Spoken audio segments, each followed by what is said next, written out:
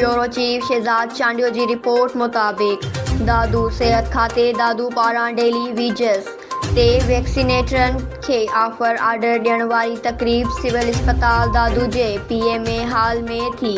तकरीब में PP ज़िले सदर MNA Rafiq Ahmed Jamali, deputy commissioner Dadu Samiullah, Nisar Ali Shaikh, deputy DHO ऐं पाकिस्तान मेडिकल एसोसिएशन जो ज़िले सदर doctor Amjad Mastoi, civil surgeon doctor Abdul Karim Mirani समेत ॿियनि शिरकत कई।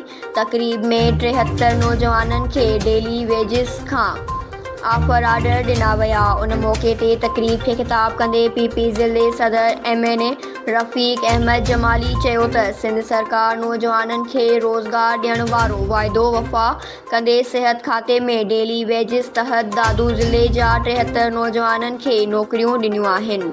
हुननि चयो त मेरिट ज़रिए नौजवाननि खां इंटरव्यू ऐं टेस्ट वरिती वई, जंहिं बाद अॼु उन्हनि खे ऑफर ऑर्डर ॾिना विया आहिनि। PP ज़िले सदर MNA Rafiq Ahmed Jamali daily wages ते भर्ती थींदड़ नौजवाननि खे हिदायतूं ॾींदे चयो त अव्हां खे दादू जी अवाम जी ख़िदमत करण जो मौक़ो मिली रहियो आहे।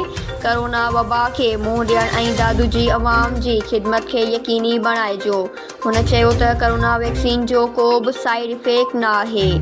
कोरोना खां बचाव लाइ हर माण्हूअ खे वैक्सीन लाज़मी कराइणु घुरिजे। जॾहिं त उन मौक़े ते DC दादू समीउल्लाह, निसार अली शेख, डिप्टी DHO ऐं पाकिस्तान मेडिकल एसोसिएशन ज़िले दादू जो सदर डॉक्टर अमजद मस्तोई ऐं ॿियनि पिणु तकरीब खे ख़िताब कयो।